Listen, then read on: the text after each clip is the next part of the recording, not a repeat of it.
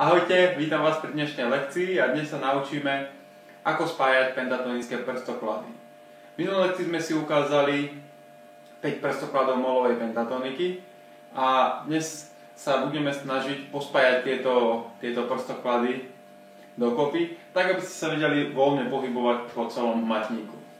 Veľa začínajúcich gitaristov, keď sa naučí molovú pentatoniku, tak ostanú uväznení v jednotlivých prstokladoch a dokážu hrať iba vždy v jednom prstoklade, potom sa posunú a tak ďalej. Čiže tá myšlienka je to, aby ste sa dokázali voľne pohybovať kdekoľvek na hmatníku ste, aby ste videli príslušný prstoklad, ktorý tam je a ako sa teda môžete presunúť medzi jednotlivými polohami, tak aby to znelo muzikálne. Tak ukážem vám zo pár cvičení a verím, že táto lekcia bude pre vás užitočná. Tabulatúru k tejto lekcii potom nájdete na mojej stránke lekcie.guitar.com. Nechcem sa zbytočne zdržiavať úplne detailným vysvetľovaním každého jedného pohybu. Ide mi o to vysvetliť vám princípy a potom si to v tabulatúre pozriete presnejšie. Takže poďme na to. Prvý spôsob, ako cvičiť spájanie prstokladov, je hrať pentatoniku diagonálne, teda krížom cez hmatník. A teda krížom znamená, že musíme prejsť cez jednotlivé prstoklady. Čiže napríklad to môže vyzerať nasledovne. Začnem tu na tóne A na 5. prážci E struny. A odtiaľto sa veľmi pohodlne môžem presunúť vyššie. Čiže skúsim demonštrovať.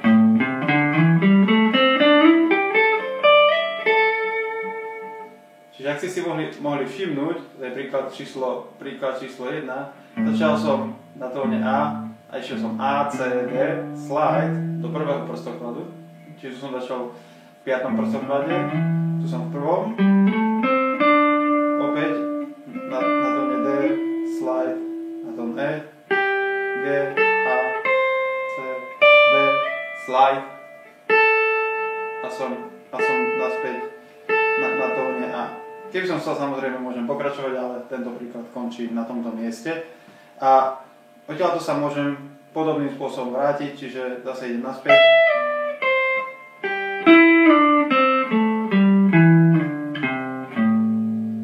Čiže máme veľmi zaujímavý postup, alebo mohli povedať beh, ktorý nám spája v podstate tri prostoklady. Dostali sme sa od tohto Ačka až k tomuto Ačku. Čiže dá sa to zahrať v rôznych rytmických deleniach, čiže môžeme začať vo svinách.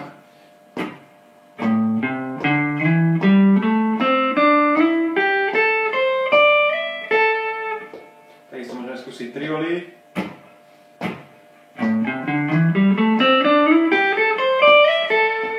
Takisto môžeme skúsiť 16-tiny. Čiže znie to oveľa zaujímavejšie, ako keby ste sa pohybovali stále iba tu hore-dole. Toto znie, ako keby ste chodili po repliku v mojich ušiach. Toto znie, ako keby ste sa snažili niečo zahrať. Dobre, čiže to bol prvý príklad. Druhý príklad začne na tom istom mieste. Teraz sa však budem posúvať už tu. Čiže z tónu C sa posuniem na tón D.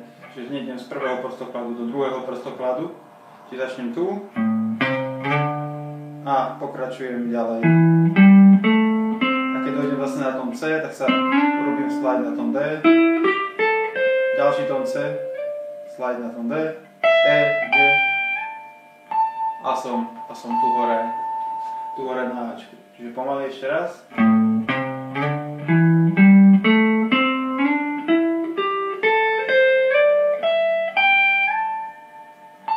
Takisto môžem ísť naspäť.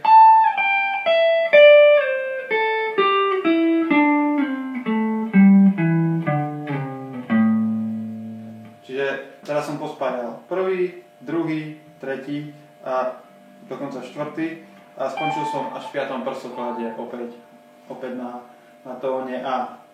Ako vidíte, nie je to vôbec zložité, len si musíte nájsť tóny, cez ktoré sa vám dobre ide vyššie alebo nižšie a a potrebujete si pár takýchto pohybov prehrať, aby ste prišli na ten princíp. A potom nie je problém v podstate pospájať celý hmatník týmito prstokladmi, čiže začnem, tretia variácia môže byť napríklad vyzerať takto, čiže začnem tu.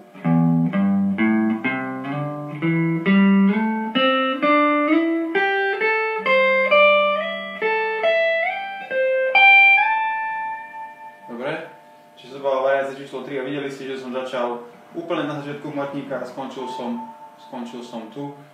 A celé to znie veľmi prirodzene, veľmi plynulo a veľmi muzikálne.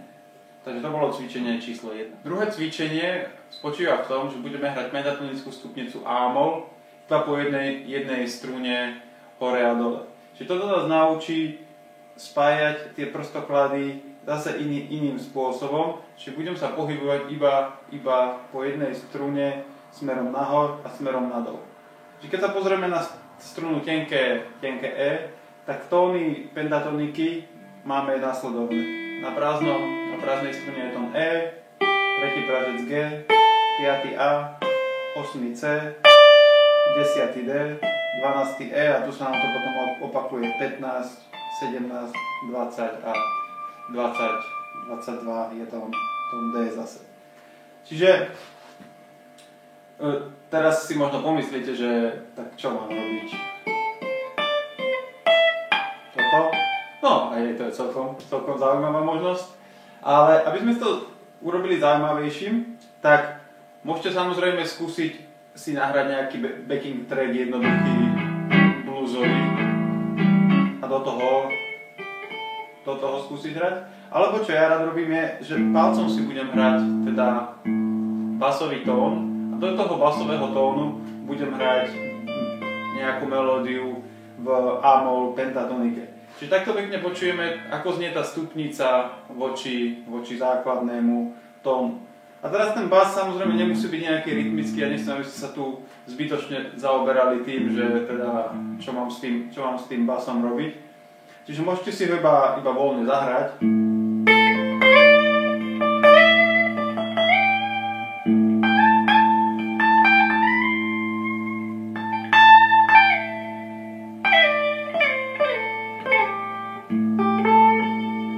Alebo môžete skúsiť niečo zložitejšie, a teda, že ten bas stále pôjde v takomto bluesovom duchu a skúsiť si do toho niečo zahrať.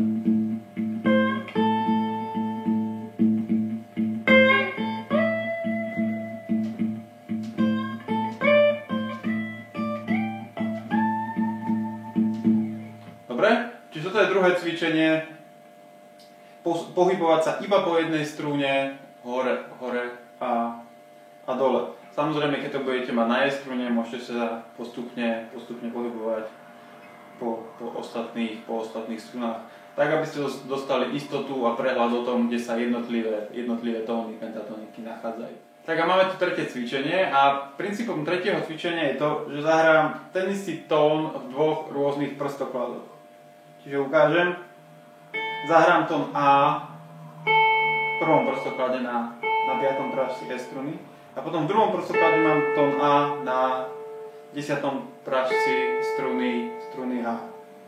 Tu mám tón E na 5. prážci Hčka a na 9. prážci Gčka mám opäť tón E. Tu mám tón C, ten je opäť tu, tón G, tón D.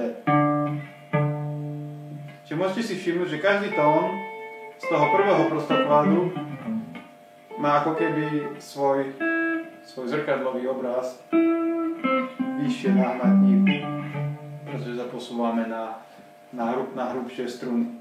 Čiže možno sa medzi tými tónmi presúvať slajdom, čo bude znieť muzikálnejšie.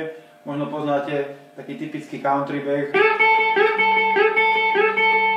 kde sa vlastne urobí slide do jedného tónu a ten istý tón sa zahrá potom na ďalšej strune. Čiže toto cvičenie v podstate vychádza z tohto. Čiže chceme sa naučiť hľadať tie isté tóny na rôznych miestach na hmatníku. Opäť môžeme cvičiť do backing tracku, kde sa budeme snažiť vytvoriť nejakú frázu vlastne z jedného tónu, ale na dvoch rôznych miestach. Čiže skúste experimentovať s týmto. Alebo môžete takisto sa hýbať po hmatníku smerom nahor alebo smerom nadol. Čiže môžem začať na tenkom Ečku, slide na Ečko na H-strune, G, A, C, D, E a som tu hore na tóne A. Čiže namiesto toho, aby som zase sa pohyboval iba v jednom prstoklade, môžem sa pekne voľne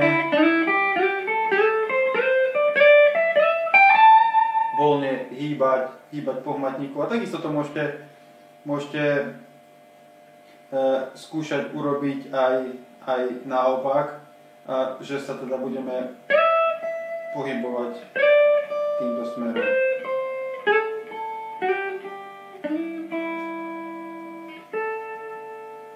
Čiže toto boli 3 cvičenia, ktoré ja mám veľmi rád pri cvičení stupní, aby som ich nemusel prehrávať iba v prstokladoch.